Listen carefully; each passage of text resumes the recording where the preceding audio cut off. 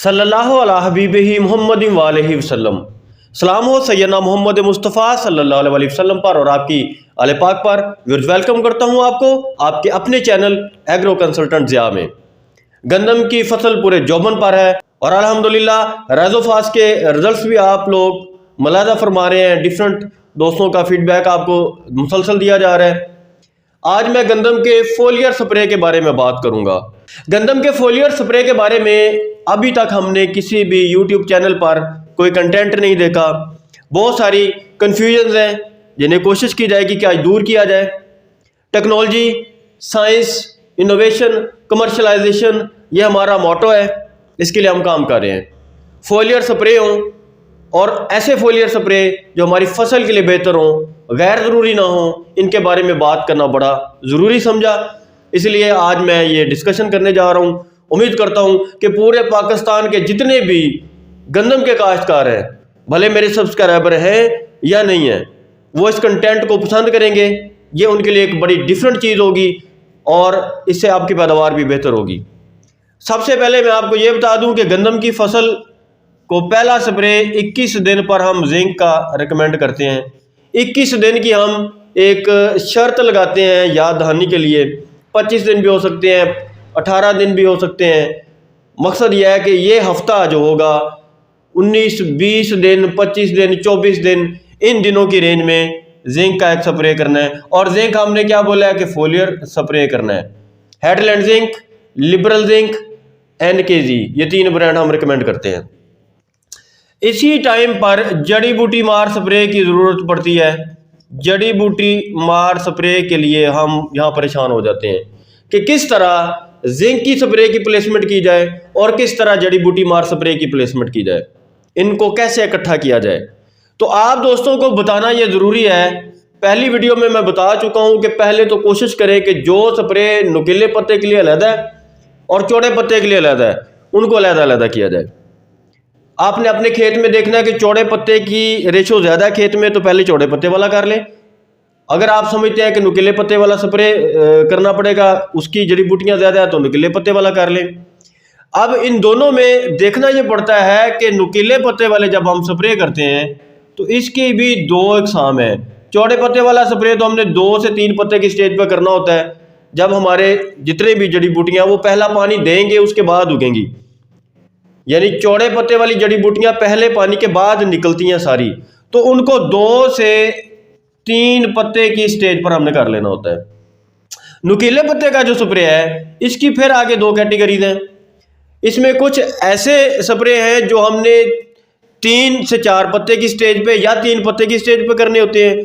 कुछ ऐसे स्प्रे हैं जो हमने 1 से 2 पत्ते की स्टेज पे करने होते हैं। लिहाजा इसका अपना एक वक्त होता है, एक ख़ास टाइम होता है। यही वजह है कि हम स्प्रे सही वक्त पर जब नहीं करते तो हमारे नतायज अच्छे नहीं हमें मिलते। यानी ये कोई तरीका नहीं है कि जो भी स्प्रे उठाया पहले पानी के बाद स्प्रे कर दिया बतर है, ऐसा नहीं होता। जिस कंपनी का भी स्प्रे करें उनकी हदायत पर अमल करें। उन्हें पहले पूछ लें कि आपका स्प्रे किस स्टेज पे करना है। एक्सियल है सिंजेंटा का, इसको आप जितनी अच्छा पत्ता खुलने पे स्प्रे करेंगे उतना अच्छा रिजल्ट मिलेगा। तो सिंजेंटा वाले टेक्निकली स्प्रे को 35 से 40 दिन पे प्लेस कर देते हैं बाद दफ़ा, या कम से कम 30 दिन के बाद प्लेस कर रहे होते हैं। तो जड़ी बूटी मार स्प्रे के बारे में जो हदायत हैं वो बता दी हैं। अब जड़ी बूटी मार में एक तीसरी कैटेगरी नई आ गई है। उसमें चौड़े पत्ते वाले और नुकीले पत्ते वाले दोनों मिक्सचर इकट्ठे पाए जाते हैं। उनको आपने जब भी स्प्रे करना है तो मुतलका कंपनी की हदायत के मुताबिक स्प्रे करना है। और जड़ी बूटी मार स्प्रे के बारे में पहले दिन से मैं ये कह चुका हूँ कि जिस कंपनी का स्प्रे होगा उसकी हदायत मनोअन आपने माननी है। दोस्त मुझसे बारहा ये सवाल भी कर चुके हैं कि कौन सा स्प्रे कब करें, तो मैं उससे तकरीबन जान छुड़वाता हूँ कि आप इस तरह ना किया करें, मुझसे ना पूछा करें। अब मेरे जान छुड़वाने में आपका पहलू क्या है? फ़ायदे का पहलू है। क्यों कि मैं जो आपको हदायत दूंगा, मैं तो रावलपिंडी में बैठा हूँ, यहाँ से हदायत दे दी, इधर कर ले इधर कर ले। आपकी ज़मीन कलराठी हो सकती है, रेतली हो सकती है, भारी मैरा हो सकती है, ज़्यादा बत्तर वाली हो सकती है, धान के बाद हो सकती है, काटन के बाद हो सकती है। हर जगह बत्तर की और मिट्टी की सिचुएशन मुख्तलिफ है। और जड़ी बूटी मार स्प्रे का किस चीज़ों पर दारोमदार होता है? एक तो ज़मीन देखना पड़ती है, रेतली है, मैरा है, भारी है, देखना पड़ता है ज़मीन में नमकियात कितने हैं, कलराटी है या बेहतर है, देखना पड़ता है वतर कितना है। बास स्प्रे ऐसे होते हैं जो तार वतर में कर दें तो फसल पर स्ट्रेस आ जाता है, बास स्प्रे ऐसे होते हैं जो कम वतर में कर दें तो फसल पर स्ट्रेस आ जाता है। लिहाजा जड़ी बूटी मार की रेंज बड़ी है पाकिस्तान में, लेकिन इनका स्प्रे आपने हतमी तौर पर जिस कंपनी का प्रोडक्ट लें उनके नुमाइंदे की मुशावरत के बाद ही और उसकी हदायत के मुताबिक ही स्प्रे करना है। एक बात ये क्लियर होगी। अब जो पहला महीना है इसमें जिंक का स्प्रे मैंने बता दिया आपको, लेकिन यहां पर एक बड़ा क्वेश्चन ये है कि जिंक का स्प्रे भी वतर के बाद ही हम रिकमेंड करते हैं, जड़ी बूटी मार स्प्रे भी पानी देने के बाद वतर आएगा फिर ही करेंगे। अगर आपने जड़ी बूटी मार स्प्रे करना है तो इस जड़ी बूटी मार स्प्रे के कम अज कम 10 दिन बाद आप जिंक का स्प्रे करेंगे या किसी भी न्यूट्रिएंट का स्प्रे। यानी अगर आपने पहले जड़ी बूटी मार स्प्रे किया है तो इसके कम अज कम 10 दिन बाद आपने जिंक का स्प्रे करना है, फिर इसको 21 दिन पे नहीं रखना आपने, क्योंकि जब ये स्प्रे कर लिया तो इसके खुराक बनाने का अमल रोकना है इसने जड़ी बूटियों का। अगर हमने जिंक स्प्रे कर दिया तो वो खुराक बनाने का अमल मुतासर होगा, स्प्रे के नतीजे अच्छे नहीं मिलेंगे। दूसरा ये है कि आप 21 दिन वाला या जिंक का ये जो फोलियर स्प्रे है ये पानी लगाना है। फॉर एग्जाम्पल आज मैंने पानी देना है अपनी फसल को, 1 दिन पहले जिंक का स्प्रे कर ले, यानी पानी देने से 1 दिन पहले। या धान वाले इलाके में तो खैर आप 21 दिन पे वैसे ही स्प्रे कर सकते हैं, वहां पानी भले दिया यानी जमीन में वतर बड़ा होता है, धुंध भी पड़ रही है औस भी पड़ रही है तो पानी पत्ते पे भी वाफर होता है।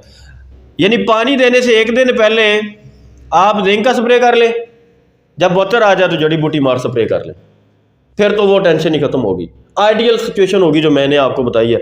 जब मैंने जिंक के फोलियर स्प्रे की रिकमेंडेशन दी थी, मेरी वीडियोस अगर आपने देखी हैं, अगर आप मेरे पुराने सब्सक्राइबर हैं तो आपको पता चलेगा कि मैंने हमेशा ये बात किया कि पहले जिंक का स्प्रे कर लें फिर जड़ी बूटी मार स्प्रे पानी देने के बाद करें।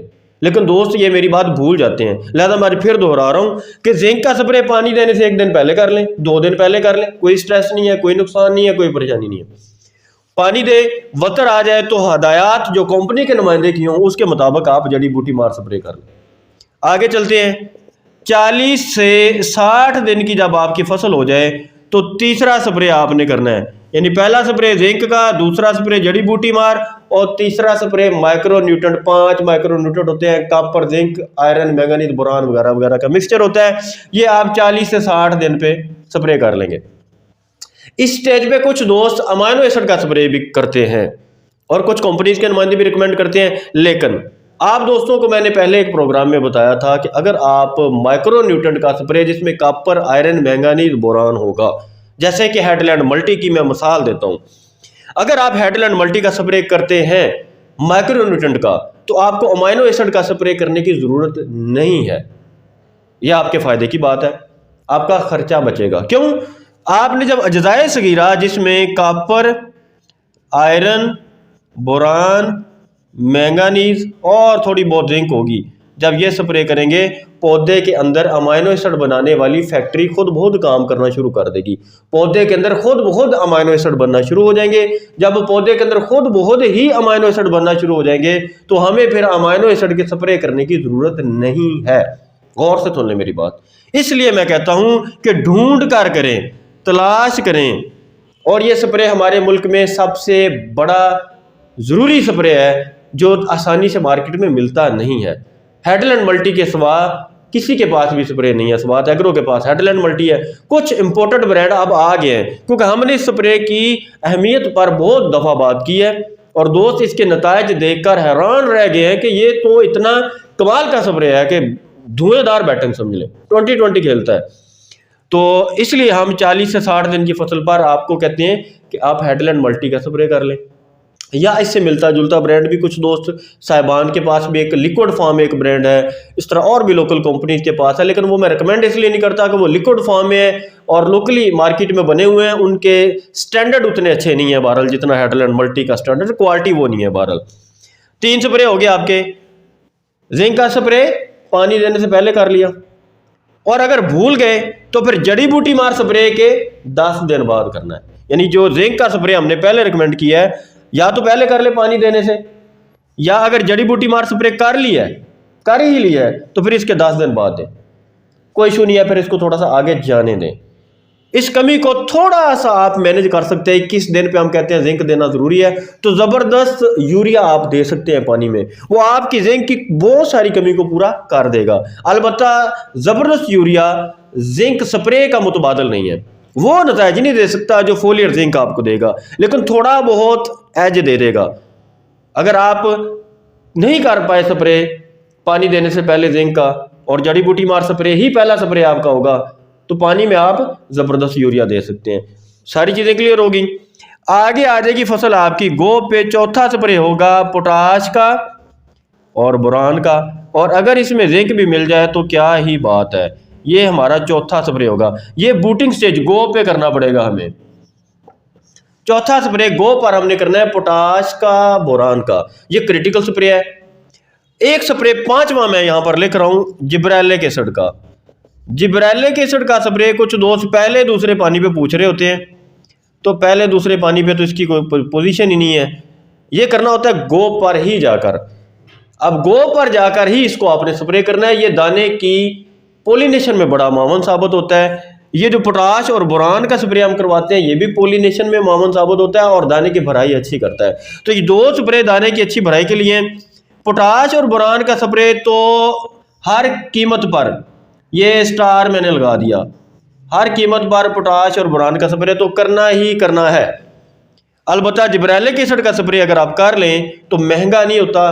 केंजो का जिब्रेक्स मैं रिकमेंड करता हूं, या कुछ दोस्त 10 ग्राम की एक टिक्की मिलती है मार्केट से, छोटी सी गोली मिलती है, वो भी स्प्रे कर रहे होते हैं। वो चाइना की भी होती है, उसमें बहरहाल क्वालिटी का बड़ा फर्क होता है। वो 200 रुपए से लेके 500 रुपए तक के फर्क में मिलती है, तो मैं उससे जरा कतराता ही हूँ, अवॉइड ही करता हूँ। मैं जिब्रेक्स जो केंजो का है मैं वो रिकमेंड कर देता हूँ, लिहाजा ये आप कर सकते हैं। लेकिन जिब्रेक्स के स्प्रे में और पोटाश बोरान के स्प्रे में भी मैं रिक्वेस्ट करूंगा कि एक हफ्ते का वक्फा होना चाहिए। एक हफ्ते ये इकट्ठे ना कर दें आप।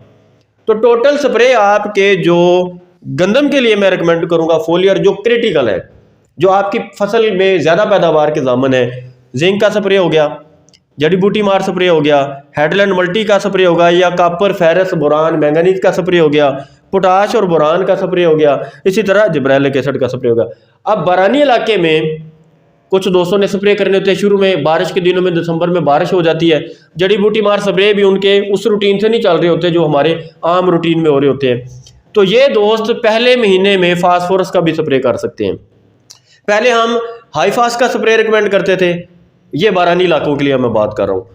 बाकी लोगों को जरूरत नहीं है, क्योंकि जिन दोस्तों को हमने राइजोफास दे दिया उन्हें अब फोलियर फास्फोरस की तो जरूरत ही नहीं है। राइजोफास अल्लाह का शुक्र है धुएंधार बैटिंग कर रहा है, वो सारी फास्फोरस उठा लेता है नीचे से, कमी छोड़ता ही कोई नहीं है। बारानी इलाके में भी मेरे दोस्त किसी बारिश में अगर राइजोफास मिट्टी में मिला के छटा कर देना, तो फिर नज़ारा देखिएगा, आप स्प्रे को भूल जाएंगे वैसे ही, फिर आपको फास्फोरस का स्प्रे नहीं करना पड़ेगा। अलबत्ता टिलरिंग स्टेज पर पहले महीने में 30 दिन से कबल आप स्पीड फॉल पी का, हाई फास का, या अच्छी क्वालिटी के फास्फोरस का स्प्रे कर सकते हैं। ये स्प्रे बारानी इलाकों के लिए है और अजाफी स्प्रे है। इस स्प्रे को मैदानी इलाकों में या आपाश इलाकों में भी किया जा सकता है, लेकिन वहाँ एक अजाफी खर्चा होगा, हम नहीं करवाते। मैदानी या आपाश इलाकों में हम कहते हैं इसकी ज़रूरत नहीं है कि आप फोलियर फास्फोरस का स्प्रे करें, क्योंकि फास्फोरस का स्प्रे झाड़ बनाने में बड़ा मामून साबित होता है। ये उस दौर की बातें हैं जब हमारे पास राइजोफास नहीं होता था, तो हम यही रिकमेंड करते थे। लेकिन अब जिन दोस्तों ने राइजोफास कर लिया इस्तेमाल, वो तो मान गए हैं कि अल्हम्दुलिल्लाह झाड़ में कोई कमी नहीं छोड़ता। राइजोफास झाड़ में कोई कमी नहीं छोड़ता, झाड़ भी बनाता है, पैदावार भी देता है, यानी झाड़ भी बनाएगा, ग्रोथ भी बढ़ाएगा। मैंने अभी मेरी वीडियो से पहले 4-5 वीडियोज हैं जो मेरे दोस्तों ने शेयर की हुई हैं, वो आप देख लीजिएगा। बहरहाल ये 5 स्प्रे हैं जी गंदम के टोटल फोलियर। तो गंदम के टोटल कितने स्प्रे हुए? 5 स्प्रे फोलियर है। पहला स्प्रे जिंक का, दूसरा स्प्रे जड़ी बूटी मार, तीसरा spray headland multi, copper manganese iron boron का, और चौथा स्प्रे पोटाश का बोरान के साथ, और 5वां स्प्रे जिब्रेलिक एसिड का। बस ये 5 स्प्रे हैं आपकी गंदम की फसल के। अमाइनो एसिड के स्प्रे का मैंने कहीं जिक्र नहीं किया, ना गोब पे, ना 40 दिन पे, ना शुरू में मैंने कहीं भी अमाइनो एसिड की प्लेसमेंट नहीं की। उसकी वजह क्या है कि मैंने माइक्रो न्यूट्रेंट के स्प्रे की आपको तजवीज़ या सिफारिशात दी हैं जो बेहतर है। लेकिन अगर फसल पर स्ट्रेस आ जाए तो, अगर फसल पर स्ट्रेस आ जाए तो खुलासा है, तो अमाइनो एसिड का स्प्रे कर सकते हैं। जैसे मरीज एमरजेंसी में चला जाए, हॉस्पिटल में चला जाए, उसे आप ड्रिप लगा सकते हैं, वरना तो वो रोटी खाएगा, अगर वो रोटी नहीं खा सकता तो ड्रिप लगा सकते हैं। लिहाजा कोई स्ट्रेस आ जाए, जड़ी बूटी मार स्प्रे का स्ट्रेस आ जाए, हीट का स्ट्रेस आ जाए, कोल्ड स्ट्रेस आ जाए, कोरे का स्ट्रेस आ जाए, किसी भी तरह का कोई स्ट्रेस आ जाए, तो उस सूरत में आप अमाइनो एसिड का स्प्रे किसी भी वक्त कर सकते हैं। किसी भी वक्त, पूरी उम्र में गंदम की फसल पर किसी भी वक्त अमाइनो एसिड का स्प्रे सिर्फ इस सूरत में करें अगर स्ट्रेस आ रहा हो। मैं आज एक बात करने जा रहा हूं, इसे मेरी बात को खुसूसी तौर पर याद रखिएगा, ये आपके बहुत काम आएगी। अमाइनो एसिड का एक ब्रांड चाइना में मिलता है, उसको इन्वेंट भी चाइना ने किया है। वो 40 से 48% की रेशो में है, 40 से 48% की रेशो में है, यानी वो 48% अमाइनो एसिड का स्प्रे है। वो करें ना अगर आप, वो करें अगर आप 40 दिन पे, तो वो एक मज़े का स्प्रे है। या सीवीड एक्सट्रैक्ट, वो करें आप तो बेहतर है। यानी देखें, एक अमाइनो एसिड की कंपोजिशन ही ऐसी है कि वो 48%, 48% है। अगर 10% का अमाइनो एसिड होगा, अगर 12% का होगा, 20% का होगा, उसके आपको उतने नतीजे नहीं मिलेंगे। अमाइनो एसिड के स्प्रे के बारे में फिर मैं आपको एक और भी बात बता दूं। अमाइनो एसिड के स्प्रे में देखना पड़ता है कि क्या ये जानवर के मटीरियल से बना है या ये पौधे के मटीरियल से बना है। अमाइनो एसिड की दो किस्में हैं, एक बना है जानवर के मटेरियल से, जानवरों की बाकियात से बना है, और एक अमाइनो एसिड पौधों की बाकियात से बना है या एक्सट्रैक्ट है उनका। मैं आसान ज़बान में समझाने की कोशिश कर रहा हूँ। तो अगर आपका अमाइनो एसिड एनिमल बेस्ड है तो उसको पौधे पे करने का तो कोई अन्य का भी फायदा नहीं है। अगर वो प्लांट बेस्ड है तो उसका फायदा है। अब कुछ अमाइनो एसिड है, फॉर एग्जाम्पल जाफर ब्रदर का एक अमाइनो एसिड का स्प्रे बहुत अच्छा है, फोलियर ग्रेड का है, वो आप कर सकते हैं। लेकिन फिर वही बात कर रहा हूं कि अमाइनो एसिड का स्प्रे स्ट्रेस आ जाए, फसल पर कोई झुलसाव आ जाए, गर्मी या कोरा पड़ जाए, तो उस सूरत में करें, वरना आपकी फसल को अमाइनो एसिड के स्प्रे की कोई ज़रूरत नहीं है। अमाइनो एसिड की फैक्ट्रियां हैं, ये कॉपर, फेरस, बोरान और मैंगनीज, इनका मिक्सचर अब आप स्प्रे करते हैं तो पौधे के अंदर इतने अमाइनो एसिड बनते हैं कि आपकी सोच जहां ख़त्म होती है, इनकी प्रोडक्शन वहां से शुरू होती है। तो अमाइनो एसिड के स्प्रे का तो पूरे चार्ट पे इसलिए जिक्र नहीं है कि इतना ज़रूरी नहीं है, ये किसी स्ट्रेस के लिए कर सकते हैं। अल्लाह ताला दोस्तों आपका हामी और नासर हो। शुक्रिया अहसान, शुक्रिया पासान, वस्सलाम।